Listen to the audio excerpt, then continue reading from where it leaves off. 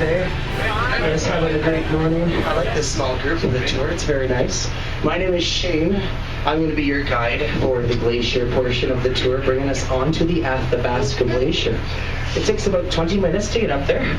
By the time we get out onto the ice and then spend 10 to 15 minutes, we'll be pretty cold. We'll want to get back on the bus. I'll keep the heat on while we're out there. And if you want to get off, you don't have to get off necessarily if you choose. But the road is 4 kilometers long, and I'm going to try to keep up with the other group ahead of us. So let's keep the introduction short. Let's go see some ice. You guys ready? Yes. Let's go.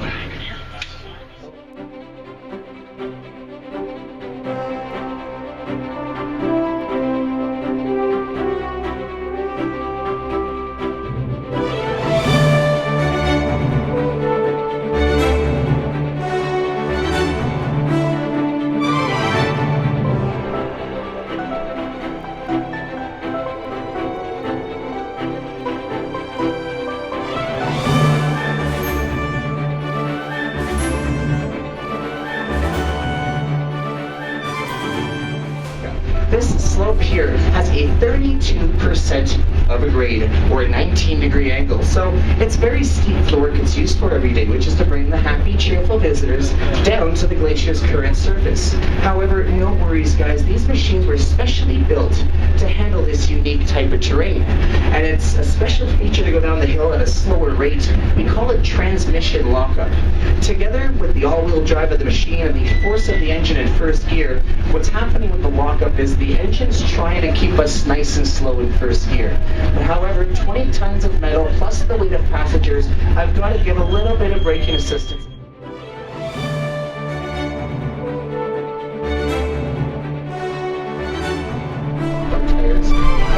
Tracking any debris onto the glacier surface on the direct surface of the ice. This way here, it will not affect the melt at all. With these large soft rubber tires, we're not ripping up the ice and we're not damaging the surface whatsoever.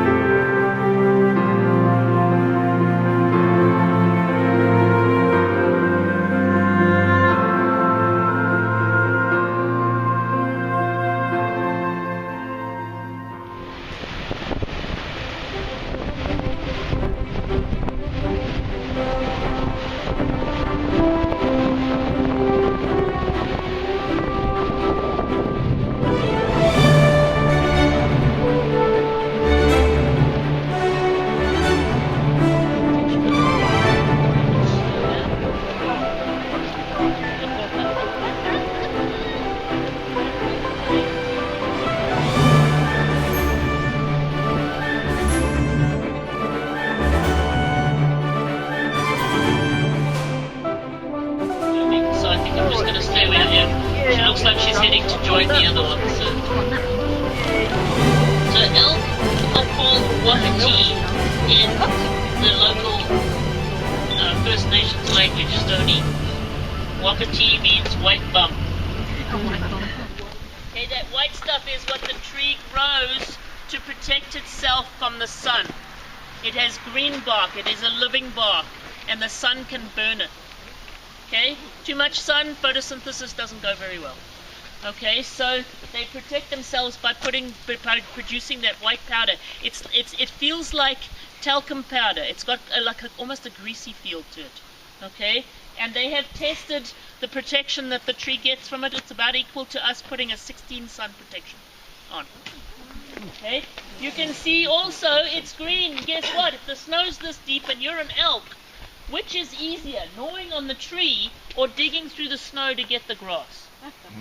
Okay, so you can see the bite marks. All these black scars are from the elk chewing on the bark.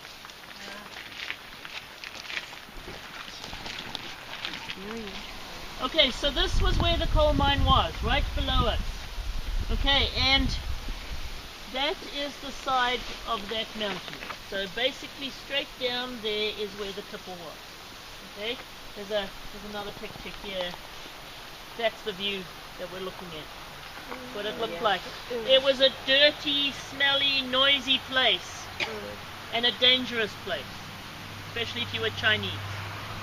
The Chinese were given the most dangerous job, always. They took it away when it went bankrupt. Okay, it was owned by Canadian Pacific. Canadian Pacific decided that they would have their own coal mine so that they didn't have to pay someone else for coal. They would save money. Lasted 20 years and then went bankrupt. So this part here is too steep.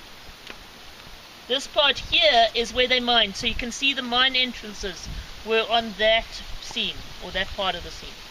Okay, the first mine entrance was right underneath our feet. It's been blown closed. You cannot go inside because kids were getting there and getting into trouble. So they blew it closed. But there are lots of mine shafts. You cannot go off trail here. You can fall down an air shaft or something like that. Okay, there's lots of places where you could do yourself an injury in the forest up above us here. So A level was here, B level was just above us, and C level was up on the shoulder of the mountain up there. And those were the three main seams coming through there, and they were good anthracite. Okay, the layout of the whole thing, here's the road. It's been realigned a little bit. Basically the road goes straight like that now, but it used to go around the back of the church. Now comes this side of the church. But basically that's the road we've been driving on. So the mine was down here, the church is just behind these trees, and the town was up there. About 2,000 people lived here.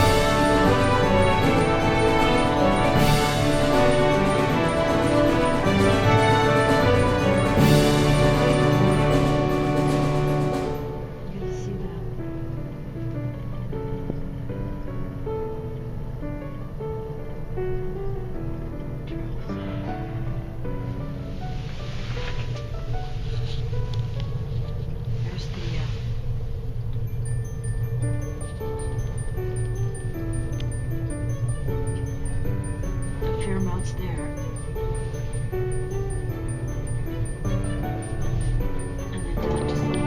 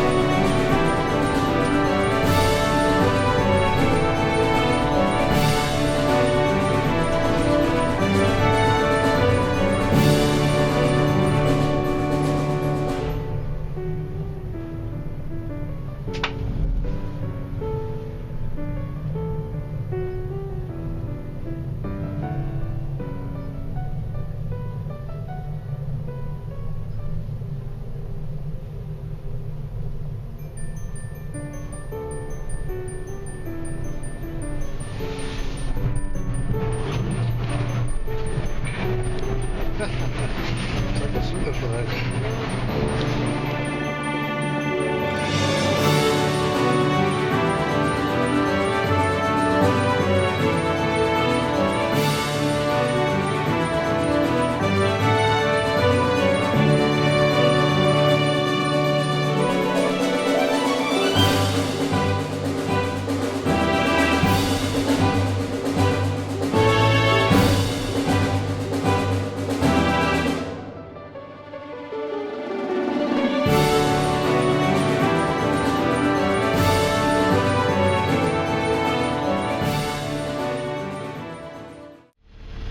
The crew that started just east of Vancouver actually never left this province at all. The crew coming from the east, they met them in British Columbia.